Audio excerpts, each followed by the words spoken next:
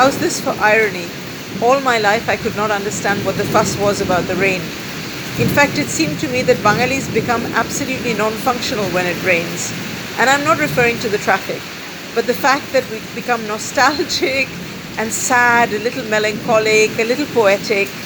You know, it's kind of like some middle-aged man will sit there and say, তখন আমি ম্যাট্রিকের জন্য class 10-এ পড়াশোনা করছিলাম, জানো পাশের বাড়ির ছাদে মেয়েটা আসতো, ওর লাল একটা দোপাট্টা ছিল, মাঝে মাঝে তাকিয়ে একটা মিষ্টি হাসি দিত। কোনোদিন ওর নামটাও জানতে পারলাম না।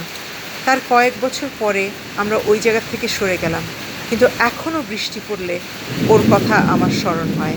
And here I am, a true Bengali, because now I absolutely love the rain.